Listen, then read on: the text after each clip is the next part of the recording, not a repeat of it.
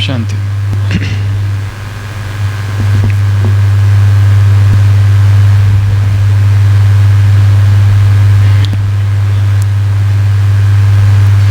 प्रभु, प्यार में आत्मा मगन हो जाए तो क्या होता है? मगन हो गई आत्माएं। परमात्मा प्रेम ऐसा है, यदि वो हृदय में आ जाए तो वैराग स्वतः ही हो जाएगा, सारी अपवित्रता स्वतः ही विलीन हो जाएगी, सारी अशुद्धियाँ स्वतः ही निकल जाएगी। फिर मेहनत नहीं करनी पड़ेगी, पुरुषार्थ नहीं करना पड़ेगा, परंतु यह ईश्वरीय प्रेम, यह ईश्वरीय स्नेह इतना सस्ता भी नहीं है। या है? त्याग है उसके पीछे, तपस्या है।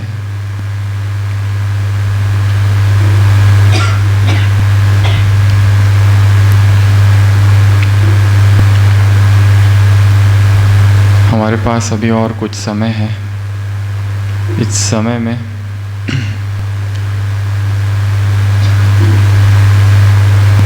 कुछ सेवा की और कुछ पुरुषार्थ की बातें करेंगे।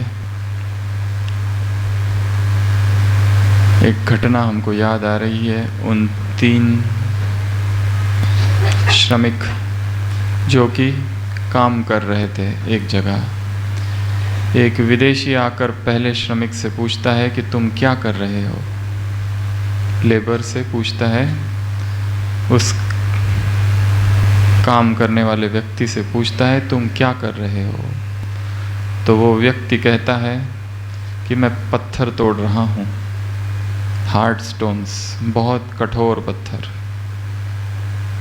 उसके चेहरे से लग रहा था बहुत उदास है, बहुत दुखी है, क्योंकि पत्थर तोड़ रहा है। धूप इतनी तेज है, उसमें ये पत्थर तोड़ रहा है। चेहरे से उदासी झलक रही थी और कह रहा था इतना पत्थर तोड़ने के बाद भी कुछ नहीं होता। वो विदेशी दूसरे श्रमिक के पास गया और उसने पूछा, तुम क्या कर रहे हो? वो कहता है, देख नहीं रहे हो मैं क्या कर रहा हूँ? अपनी आजीविका के लिए कमाई कर रहा हूँ, काम कर रहा हूँ। अगर ये नहीं करूँगा तो घर वाले, बीवी बच्चे मर जाएंगे। मैं काम कर रहा हूँ। ये दूसरा उत्तर था। वो विदेशी तीसरे व्यक्ति के पास जाता है और पूछता है, तुम क्या कर रहे हो? जो कि खुशी से झूम रहा है और नाच रहा है और जिसके चेहरे पर हंसी है, वो कहता है, मैं भगवान के लिए मंदिर बना रहा हूँ। काम एक ही है, परंतु अंतर किसमें है? किसमें अंतर है? विचारों में। और किसमें अंतर है? भावना में अंतर है, भाव में अंतर है, एटीट्यूड में अंतर है। काम एक ही है, परंतु तीनों ही अलग अलग भाव से कर रहे हैं। पहला कितना दुखी है, जीवन ने इतना दुखी बना दिया है। वो तो ये भी नहीं कह रहा है कि मैं कमाई कर रहा हूँ, उदास है, निराशा है, फ्रस्ट्रेशन है। उस अवस्था में वो कार्य कर रहा है। दूसरा बहुत दुखी है, एक रीति से, अलग रीति से।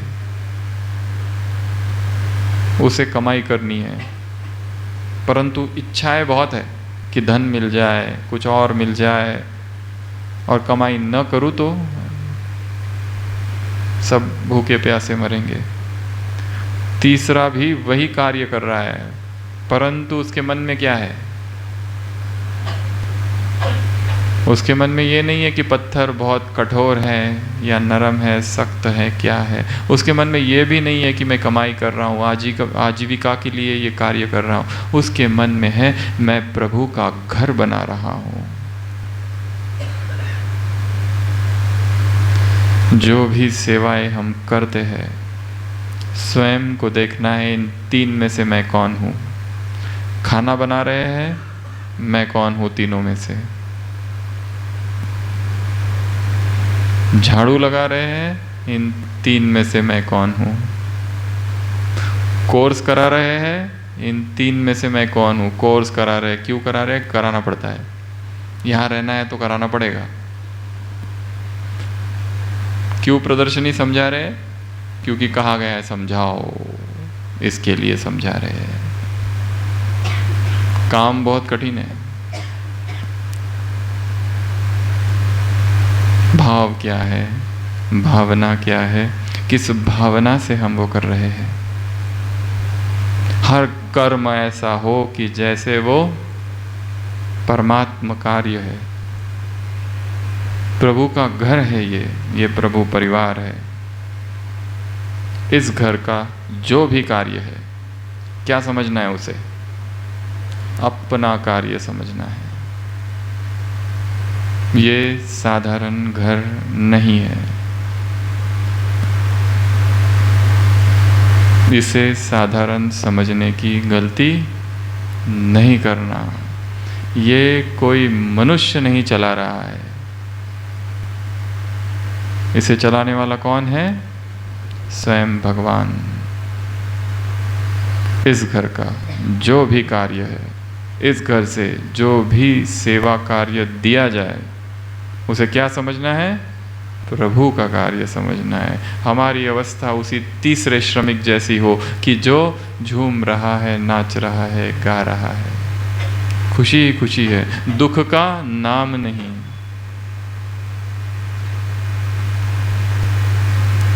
ऐसा होगा तब जब हम धारणाओं में भी उतने पक्के हैं कि सेवा में भी हमारी स्थिति ऊंची है। यदि जिनकी धारणाएं कमज़ोर है, चाहे अमृत वेला, चाहे मुरली, चाहे खान पान, चाहे नुमा शाम का योग, कई लोग तो भूल ही गए कि नुमा शाम का योग भी कोई चीज़ है। सेवाओं के जंगल में ऐसे खो गए हैं कि पता ही नहीं कि ऐसा भी होता है।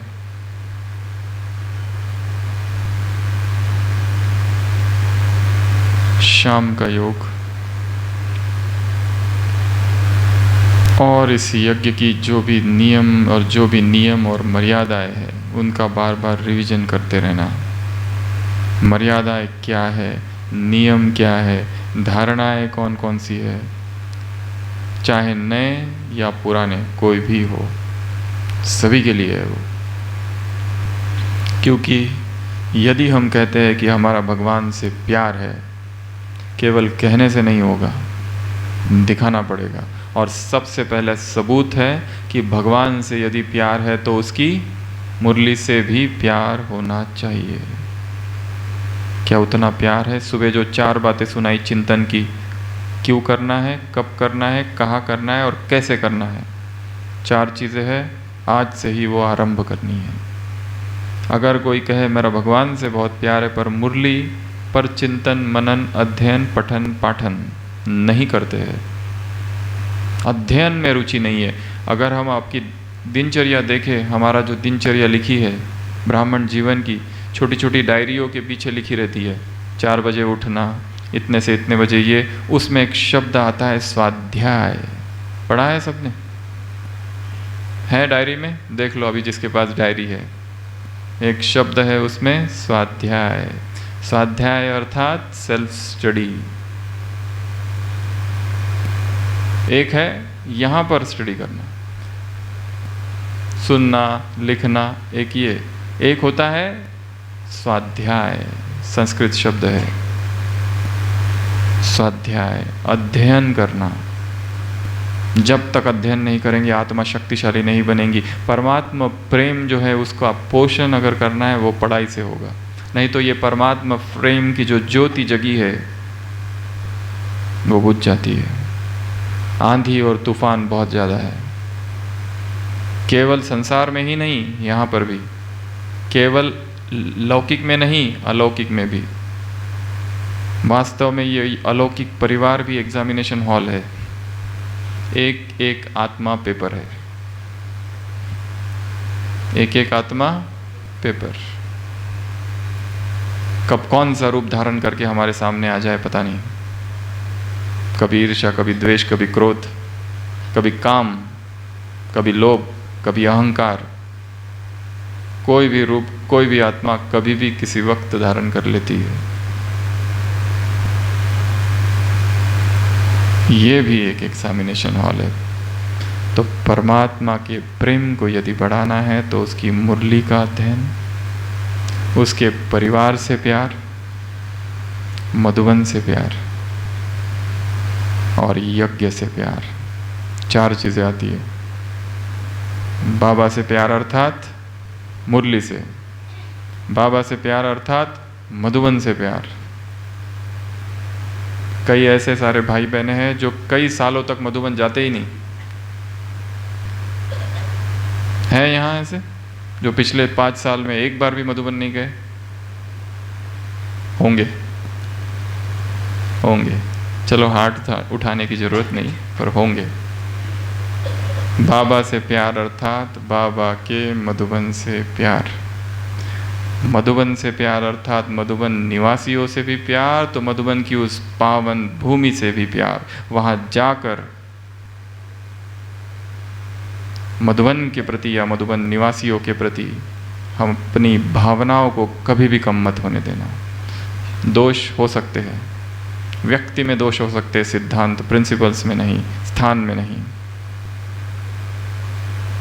मधुबन के प्रति प्यार, इस परिवार के प्रति प्यार। ये जो परिवार है यहाँ पर आकर मिले हैं सभी, इन सब से प्यार। चाहे किसी में कितने भी अवगुण हो, पर ऐसी 3 बातें हैं जो सब में हैं। एक तो भगवान को जाना है। क्या ये कम बात है? शंकराचार्य को पूछ किया, उसने भगवान को देखा है या नहीं देखा है? संसार में बड़े बड़े योगी, तपस्वी, महात्मा, वैज्ञानिक कितने सारे लोग हैं, परंतु जो बाबा का बच्चा बनता है उसने भगवान को जाना, यही सबसे बड़ी विशेषता है। दूसरा, पवित्रता को धारण किया है। संसार में जाके देखो किस तरह का वातावरण है, विकार ही विकार है। कोई भी टीवी चैनल खोलो, कोई भी मैगजीन लो, कोई भी उपन्यास, कोई भी किताब, कोई भी होटल, काम वासना छाई हुई है सब जगह।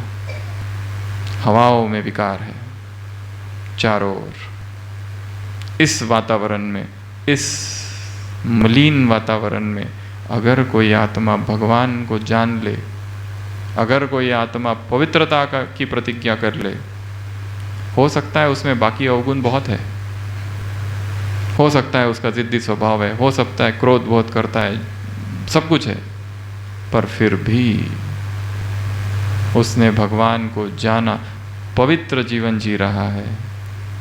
उस विकार के गर्त में तो नहीं गिरा है जहां ये संसार के लोग गिरे हैं।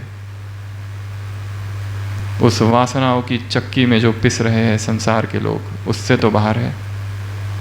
क्या ये महानता नहीं? और तीसरा, अपना जीवन अर्पित किया है भगवान को, चाहे मनसा, चाहे वाचा, चाहे कर्मणा, चाहे तन, मन या धन, किसी भी रूप से। इसके लिए इस परिवार से प्यार। और चौथा, यज्ञ से प्यार। अगर ये 4 चीज़ों से प्यार नहीं है, अर्थात भगवान से प्यार नहीं है, झूठ है, सुबह की बात धोखे वाली।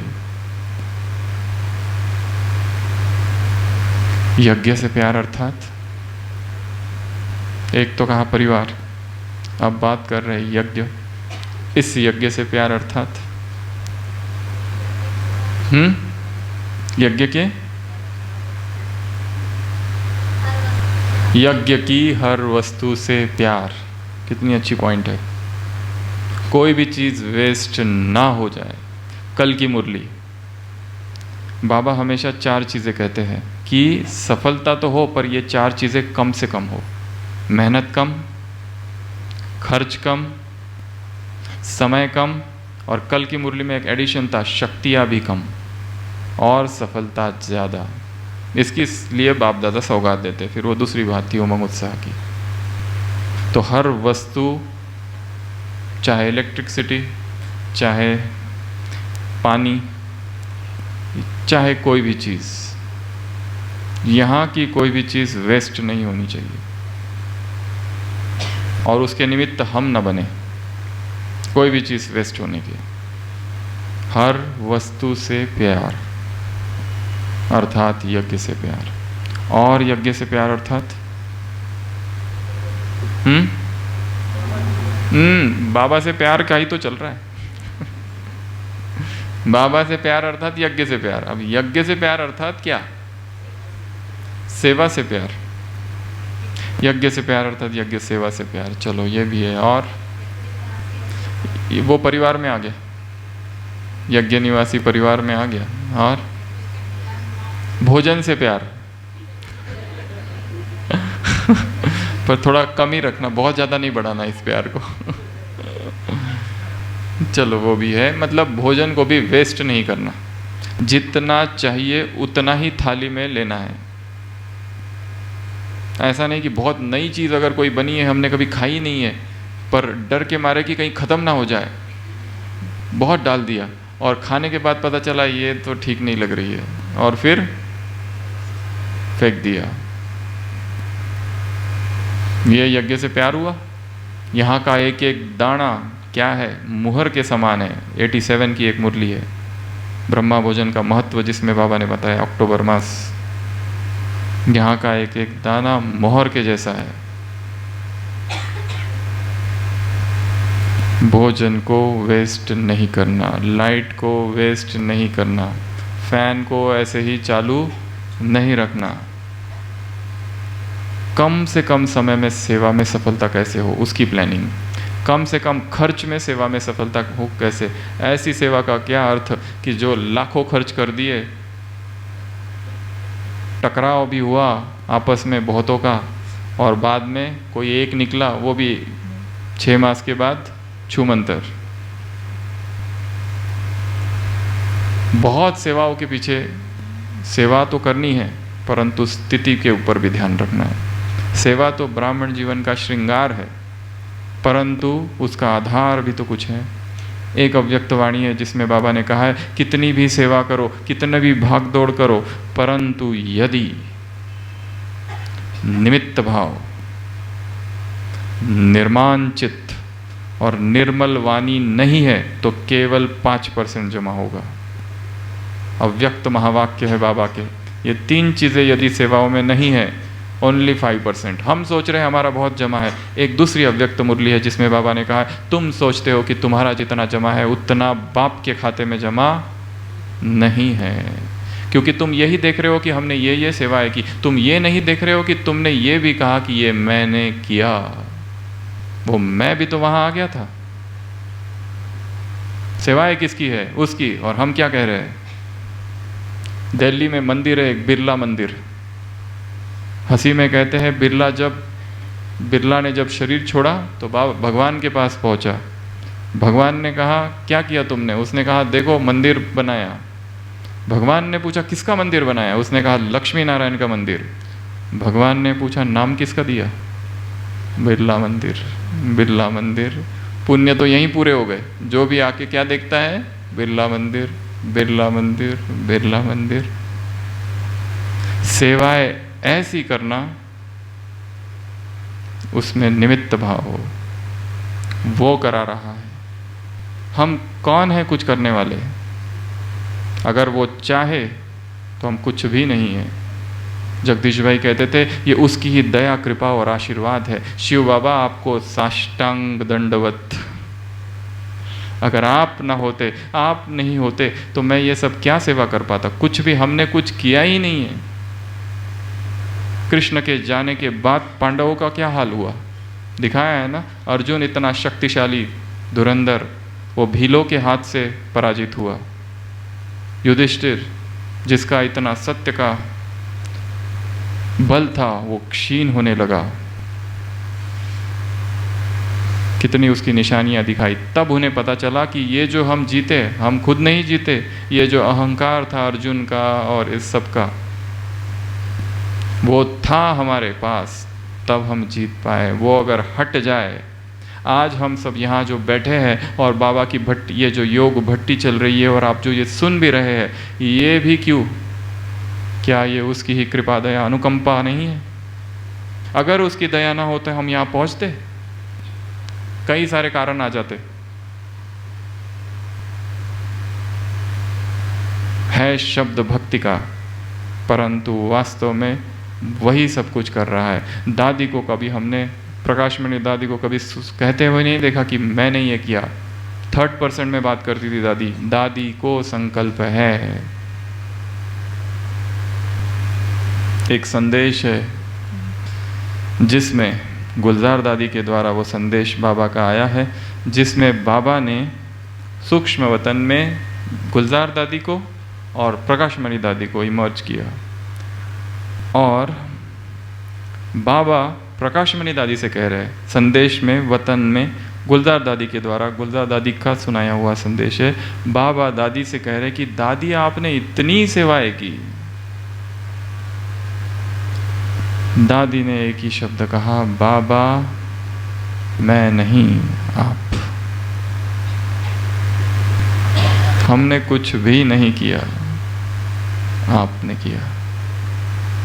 सेवाएं हो, परंतु वो मैंने किया, मैं ऐसा करता हूँ, हमने इतनी सेवा की, सबको पता रहना चाहिए हमने इतनी सेवा की। बहन जी हमारा यहाँ बैठकर नाम ले कि इस माता ने और इस भाई ने ये सेवा की। अगर नहीं लिया तो उदास, दुखी।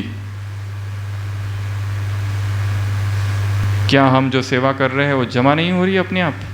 क्या किसी की स्तुति प्रशंसा के लिए हम सेवा कर रहे हैं? निष्काम भाव, निमित्त भाव, सेवा कर दी और भूल गए। ऐसी सेवा हो तो यज्ञ सेवा। और एक महत्वपूर्ण बात यज्ञ सेवा में आती है, यदि इस यज्ञ की कोई भी आत्मा इस संगठन को, इस परिवार को छोड़कर जाती है, उसकी जिम्मेवारी किसकी है? हमारी है। शायद हमने ही कुछ ऐसा किया हो, शायद हमें ही उसने देखा हो, हमारे ही मुख से ऐसे कुवचन अपशब्द निकले हो जिसे सुनकर, हमारा ही ऐसा कोई व्यवहार हो जिसे देखकर वो आत्मा यहाँ से गई है। बाबा ने कहा ये यज्ञ का किला है, किलेबंदी कर दो, फोर्टिफिकेशन। इस दुर्ग से, इस किले से कोई भी निकलने ना पाए। ऐसे हमारे वाइब्रेशंस शक्तिशाली हो। यदि कोई जा रहा है तो शायद हमारे ही कोई व्यर्थ संकल्प है, नेगेटिव संकल्प है, अपवित्र संकल्प है, जिसने उसको प्रेरित किया है यहां से जाने के लिए।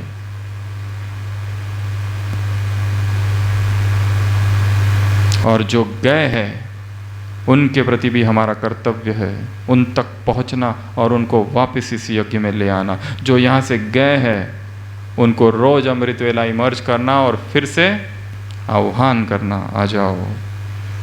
अगर हमारी वजह से गए हैं तो रोज उनसे माफ़ी मांगना अमृत वेले। ये हमारा कर्तव्य है, ये ईश्वरीय यज्ञ है, परमात्मा यज्ञ है। और एक कर्तव्य है कि इसी यज्ञ के अंदर हमको रहना है, क्योंकि इस संगठन के अंदर विकर्म नहीं होंगे। विकर्म इस संगठन से बाहर जाते ही विकर्म चालू। इसलिए यहाँ की कोई आत्मा जा नहीं पाए। बाबा ने एक वरदान में कहा था, इलेक्ट्रिक करंट लगा दो इस यज्ञ में, अगर कोई जाए भी तो उसको शॉक लगे और वापस अंदर। ऐसा योग का इलेक्ट्रिक करंट, ऐसी हमारी शक्तिशाली स्थिति हो। कम से कम हम तो निमित्त ना बने कि हमारी कोई चलन देखकर ही कोई ज्ञान छोड़कर चला गया। और जिसकी सेवा करते हैं, जिसका कोर्स कराते हैं, जिसकी पालना हम करते हैं, जिसको मधुबन हम ले जाते हैं, जिसको ब्रह्मा भोजन हम देते हैं, उस आत्मा की विशेष अमृत वेले पालना करनी है।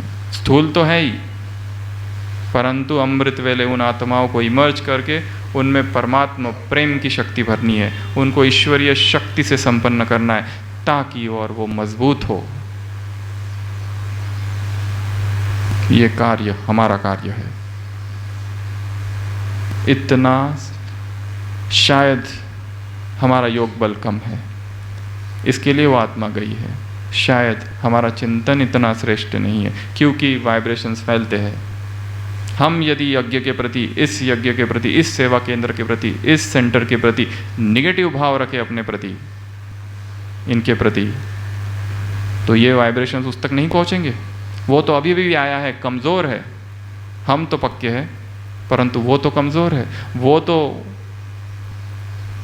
थोड़ी भी कोई बात से डिस्टर्ब होकर चला जा सकता है। और दूसरी महत्वपूर्ण बात जो कि सभी भाई बहनों के लिए बहुत इंपॉर्टेंट है,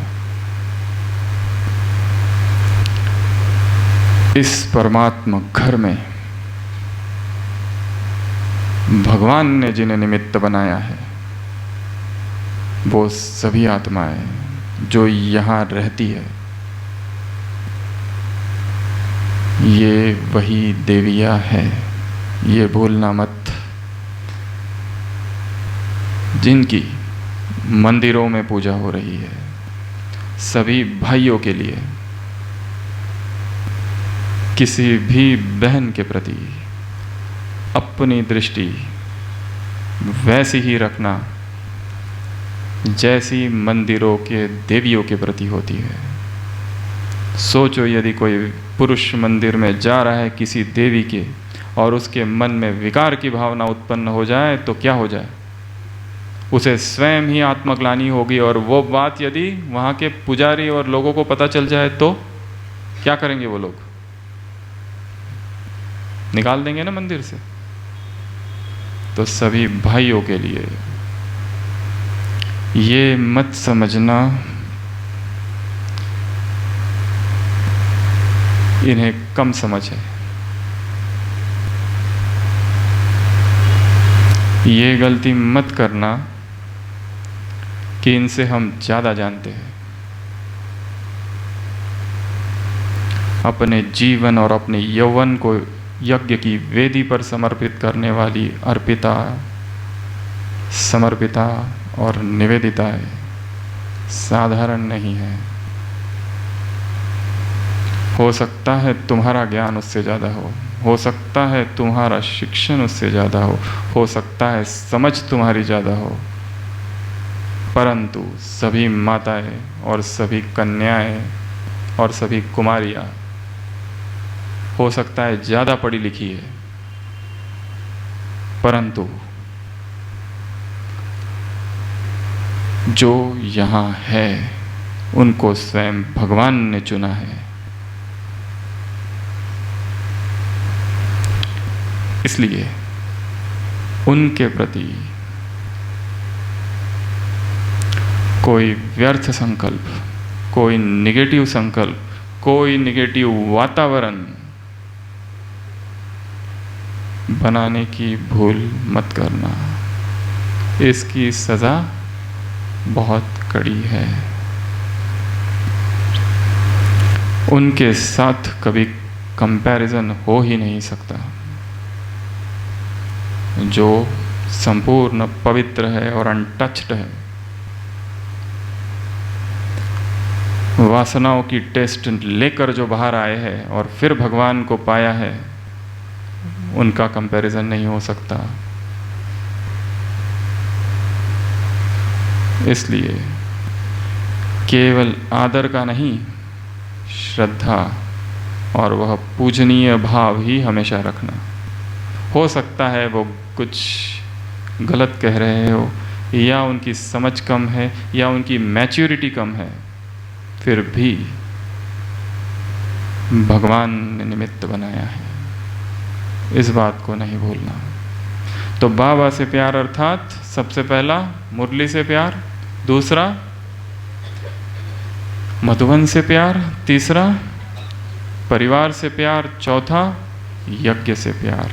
तो परमात्मा प्रेम से स्वयं को भरना है और सेवा हम जो भी करें वो कैसी करनी है? अति प्रेम से करनी है। ऐसे समझ के करनी है जैसे हमारे घर का ये काम है, यहाँ की कोई चीज़ वेस्ट नहीं करनी। और साथ साथ सबसे महत्वपूर्ण बात, हमारी आंतरिक जो स्थिति हो और योग की जो अवस्था हो और अशरीरीपन का जो अभ्यास हो, अंदर ही अंदर वो बढ़ता जाए। इसके लिए शक्तिशाली अमृत वेला और फिर नुमाशाम का योग, और बीच बीच में भी फिर अशरीरीपन का अभ्यास। हो सकता है घर का वातावरण अनुकूल नहीं है, सभी लोग विरोध में हैं, परंतु देखा गया है कि विपरीत परिस्थिति में ही संपन्न बना जाता है। प्रतिकूल अनुकूल परिस्थिति अगर मिल जाए तो वहां शायद संपन्न बनेंगे ही नहीं। जिस परिस्थिति में अभी है, बेस्ट सर्कमस्टांस, जिस स्थान पर हो, best place in the world, जिन लोगों के साथ हो, these are the best people. सोचते हो यहाँ ये ठीक नहीं है, वहाँ वो ठीक नहीं है, ये सेंटर ठीक नहीं है, वो सेंटर ठीक नहीं है। अगर यहाँ एक रावण है, वहाँ 10 है। फिर जो है, जैसा है, जहाँ हो, that is the best place, best time, best persons. उससे अच्छा कुछ है ही नहीं। वहाँ ही रहकर बाबा ने किसी एक मुरली में कहा है, ना स्थान बदलेगा, ना व्यक्ति बदलेंगे, ना परिस्थिति बदलेगी, तुम्हें ही बदलना है। ना स्थान बदलेगा, ना व्यक्ति बदलेंगे और ना परिस्थिति बदलेगी। क्या करना है? मुझे करना है। कल की मुरली याद है ना? 2 विभाग किए थे बाबा ने। एक तो वो आत्माएं हैं जिन्हें संपूर्णता समीप और स्पष्ट दिखाई देती है, एक दूसरे हैं जिन्हें संपूर्णता स्पष्ट और समीप नहीं दिखाई देते। जो दूसरे है वो संशय बुद्धि है, जो पहले है वो निश्चय बुद्धि है। जो पहले है निश्चय बुद्धि, वो कहते हैं मुझे करना है, और जो दूसरे नंबर वाले हैं वो क्या कहते हैं? बाप करे या कोई और करे। अलबेलेपन के लाडले बन जाते हैं, अलबेलापन का पर्दा आ जाता है, नाजुक बन जाते हैं। सहनशीलता का कवच धारण करो।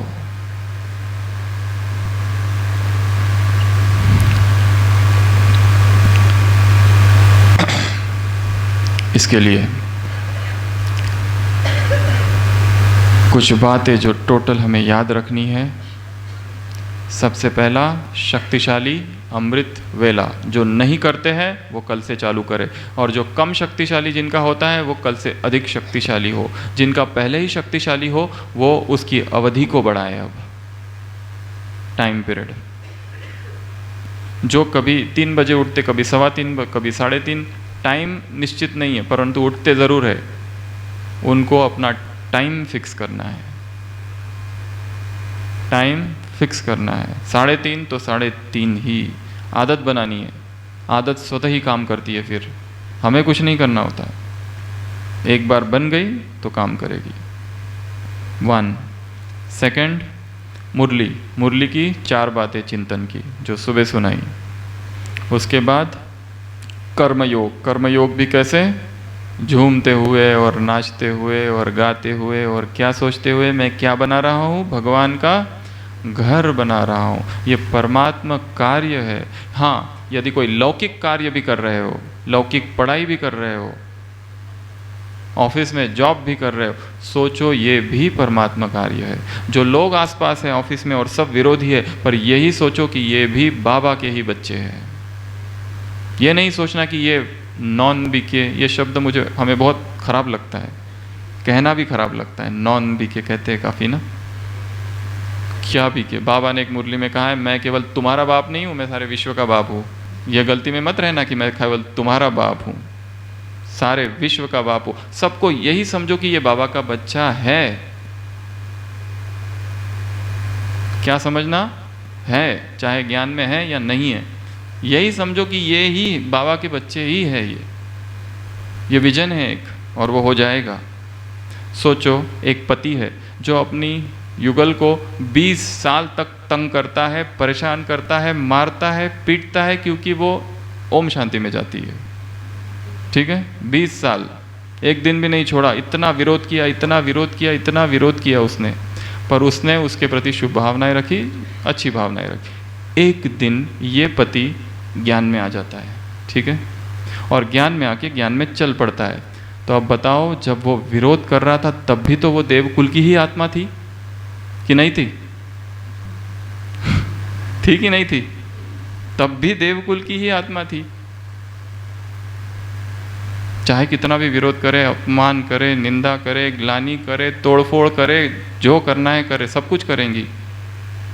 क्योंकि काम का सुख जब वंचित हो जाता है तो हिंसा उत्पन्न होती है पुरुष के हृदय में।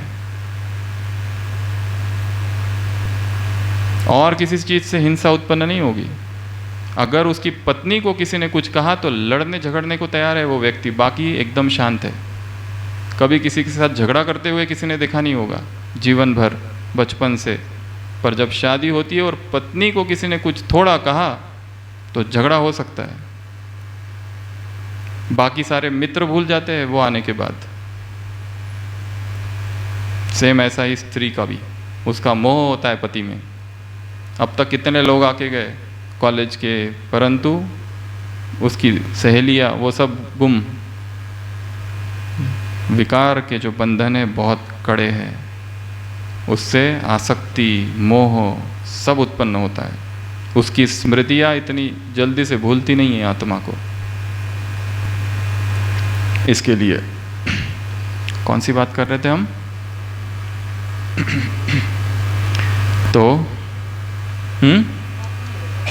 हाँ, तो कर्म योग में ये जो बात है सारे दिन भर की, इसको शक्तिशाली बनाना है। उसके बाद नुमा शाम का योग, जो लोग नहीं करते उनको करना चालू करना है। आदत की बात कर रहे थे ना, एक बार आदत बन गई तो स्वतः ही कार्य करती है। जो लोग नहीं करते नुमा शाम का योग, कम से कम 7:30 से 8:30, 7:30 से 7 से 7:30, अगर 6:30 से 7:30 तक नहीं होता है तो कम से कम आधा घंटा सब कार्य छोड़ दो और वो काम करो। हाँ, कोई बहुत ज़रूरी कार्य ऑफिस में है, ट्रैवल में है और कहीं है तो वो दूसरी बात, अदरवाइज करना ही है। और एक कार्य है लिखने का, जो सुबह कहा, रोज एक टॉपिक लेना और उस पर लिखना। अगर हो सके, अगर बना सके तो अपना एक छोटा संगठन बनाओ जिसमें रोज की मुरली की चर्चा हो। 2 बहनें, 3 बहनें या 2 भाई, 1 भाई, परंतु अपने आप में एक संगठन हो सके तो कुमारों का अपना एक संगठन हो, क्योंकि इस संगठन से शक्ति भरती है। सेवाएं तो सब कर रहे हैं और बहुत अच्छी कर रहे हैं और वो तो होती ही रहेगी, हम चाहे न चाहे। भगवान का कार्य है वो तो होगा ही, स्वतः ही होगा, स्वतः ही होते रहेगा। कल कहा ना, सब कुछ स्वतः होगा। इंटरनेशनल सेमिनार होंगे, मेले होंगे, प्रदर्शनी होगी, सब कुछ होगा। गाइड बुलाना नहीं पड़ेगा, टेंट लगाना नहीं पड़ेगा, सब होगा। बहनें जाकर दीदी दादियाँ बन के उद्घाटन करके आएगी, कल बोला था, सब होगा। वो तो सहज परिणाम है, उसके लिए कुछ पुरुषार्थ की आवश्यकता नहीं। पुरुषार्थ जरूरी है स्थिति के लिए। तो आज क्या तारीख है? 26 ना। बाबा आ रहे हैं 16 तारीख को, ठीक है। तो 16 तारीख तक अपना एक विशेष प्रोग्राम बनाना है 21 दिन का, और उसमें इस क्लास में जो बातें कही, जो अनुभव सुना, जो परमात्मा प्रेम की अनुभूति की, उसको और बढ़ाना है। वास्तव में यहाँ पर हमें थोड़े योग के प्रयोग कराने थे, पर समय नहीं है और बोलने में ही ज़्यादा समय चला गया। फिर भी अभी एक छोटा सा प्रयोग करेंगे और फिर इसकी समाप्ति करेंगे। सभी अलर्ट होके बैठ जाएंगे।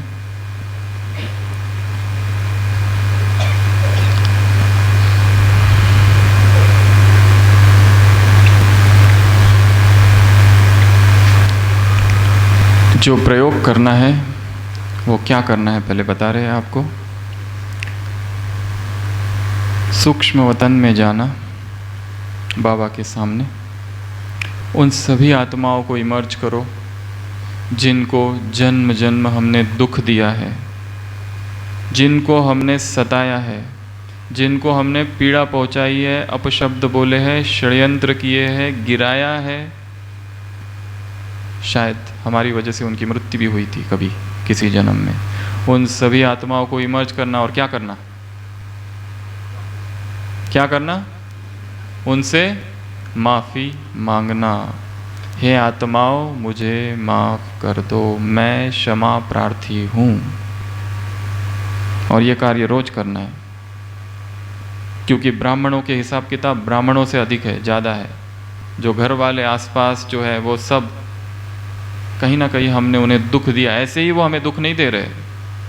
किसी ना किसी जन्म में हम कभी राजा थे, आक्रमण किया उस देश पर, वो राजा को पराजित किया, सारी प्रजा को उद्ध्वस्त कर दिया, बेघर हो गई सारी प्रजा, मर गए उसमें से। और वही अभी घर में बेटा बेटी सास ससुर कोई ना कोई बनकर आया है। हमारे जो फ्रेंड सर्कल है व्हाट्सएप का और फेसबुक का, उसमें हमारे जन जन के शत्रु बनकर पहुंच गए हैं। किस लिए? हिसाब किताब चुकतू करने। हमारा बॉस, हमारे कलीग, ऑफिस के लोग क्यों आए हैं? ऐसे ही छोड़ देंगे? तुम जमींदार थे और उस किसान की पूरी ज़मीन हड़प ली थी, परिवार उसका बेघर हो गया, मर गए थे सब, ऐसे ही छोड़ देंगे?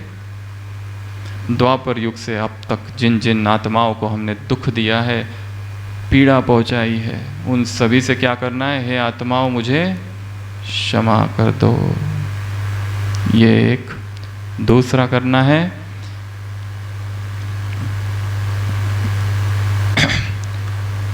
जिन जिन आत्माओं ने हमें सताया है उनको क्या करेंगे? क्या कर देंगे? माफ कर देंगे। जिन जिन ने हमारे विरुद्ध षड्यंत्र किए हैं, जिस जिसने हमारे पीछे अपशब्द बोले हैं, निंदा की, ग्लानि की, टांग खींची, विरोध किया, दुखाया, सताया, पीड़ा पहुंचाई, हम बीमार थे पूछा नहीं, हॉस्पिटल नहीं लेके गए, बुखार था बहुत परंतु देखा तक नहीं, क्या करेंगे इन आत्माओं को? क्या करेंगे? माफ कर देंगे। क्यों? क्यों माफ करेंगे? क्योंकि हम कौन हैं? हम पूर्वज आत्माएं हैं। माफ क्यों करेंगे हम बड़े हैं। कुछ दिन पहले वरदान था ना, वो छोटे हैं, अनजान है, ना समझ है, माफ कर दो। और माफी भी कैसी? बेशर्त, अनकंडीशनल, कोई कंडीशन नहीं। मैं माफी तो मांगता हूँ पर बाद में ये करना, ये वाली नहीं, अनकंडीशनल पार्डन। तो सभी अलर्ट होके बैठ गए। अगर कोई चेहरे दिखते हैं तो उनको भी इमर्ज कर लेना। घर वाले ही होंगे ज़्यादा तो। हमारे आसपास वाले ही है ये सब। ओम शांति। चलो बाबा की याद में।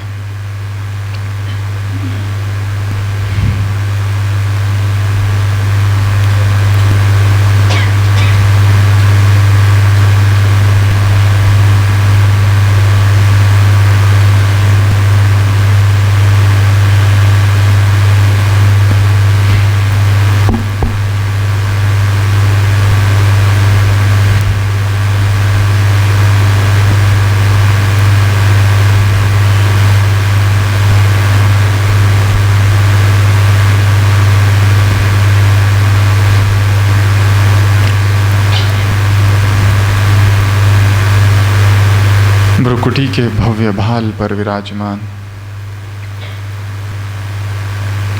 मैं तपस्वी आत्मा हूँ।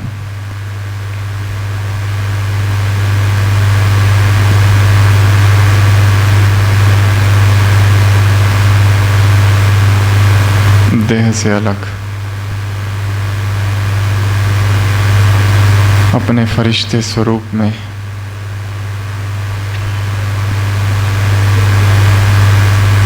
चल रही हूँ बाबा के पास।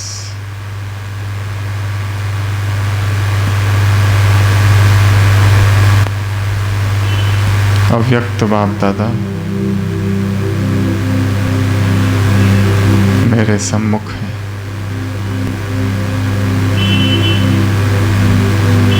बाबा की दृष्टि से अनंत शक्तियों की किरणें निकल मुझ आत्मा में समा गई।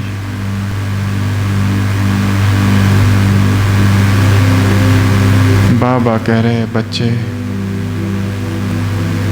तुम पूर्वज आत्मा हो, इस सृष्टि के आधार स्तंभ हो।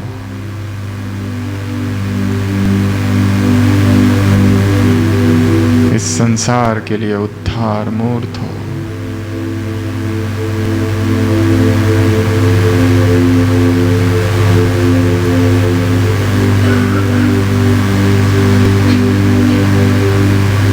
महसूस कर रहे हैं हम सभी बाबा का वरदानी हाथ।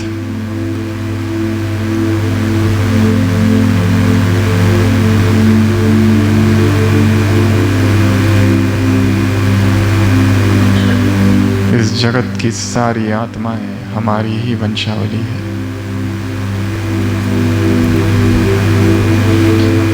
देख रहा हूं मेरी आंखों के सामने असंख्य आत्माएं हैं। ये वो आत्माएं हैं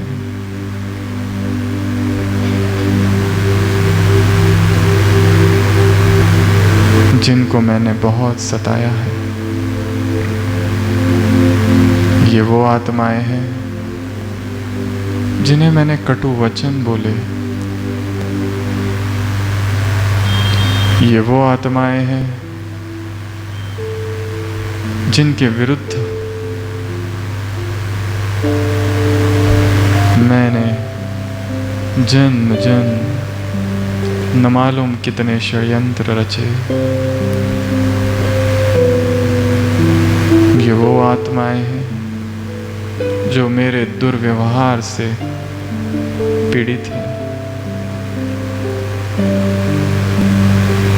ये वो आत्माएं हैं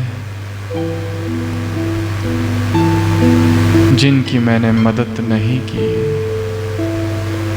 ये वो आत्माएं हैं जो मेरा सहयोग चाहती थी, परंतु मैंने सहयोग नहीं दिया। ये आत्माएं देख रहा हूं जल रही है बदले की भावना से। हे आत्माओं, मुझे क्षमा करो। अज्ञानवश, अपने ही किसी संस्कारवश मैंने तुम्हें पीड़ित किया। मेरे शब्द जो तुम्हारे लिए एक तीर की भांति थे, मेरा व्यवहार जिस वजह से तुम भगवान को छोड़कर यहाँ से चले गए। हे आत्माएं, हे आत्माओं, मुझे क्षमा करो।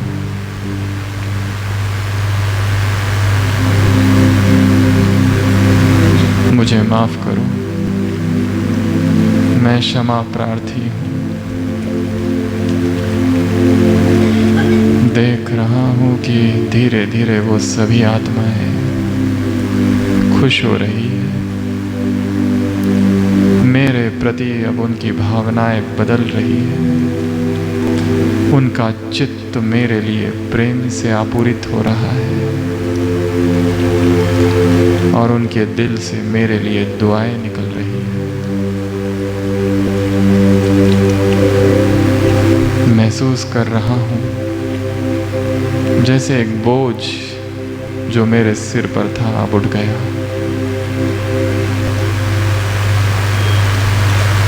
अब दूसरी ओर देख रहा हूँ, वह आत्माएं हैं जिन्होंने मुझे बहुत सताया, जिन्होंने मेरे हर कार्य में विघ्न डाले, मेरे हर कार्य में जो बाधा बने।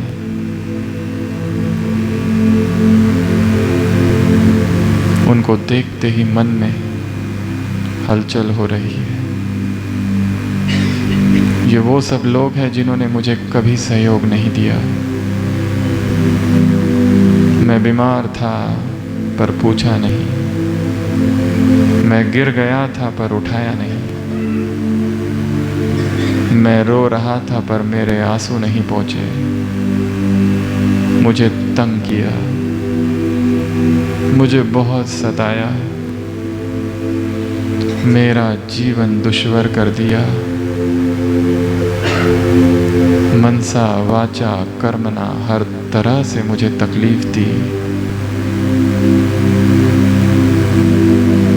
मन में हलचल हो रही इन सभी को देखकर, परंतु साथ साथ मुझे याद आ रहा है मैं पूर्वज हूँ। परमात्मा स्नेह की अनंत किरणें मुझ पर पड़ रही हैं। मैं उद्धार मूर्त हूँ, मैं जगत पिता हूँ, मैं जगत माता हूँ। वो सभी आत्माएं पुकार रही है, हे जगत जननी हमें क्षमा करो, हे जगन माता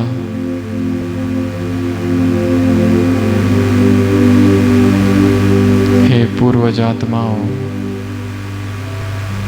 हमारी भूलों को माफ करो। अब मैं आत्मा सभी बदले के भाव से मुक्त हो।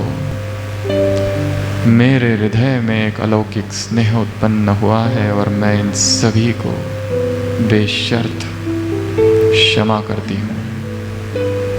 अब किसी के भी प्रति मेरे मन में कोई दुर्भाव नहीं, कोई बदले का भाव नहीं, कोई कंप्लेंट नहीं, कोई शिकायत नहीं। ये सभी मेरे मित्र हैं, ये सभी मेरे हैं।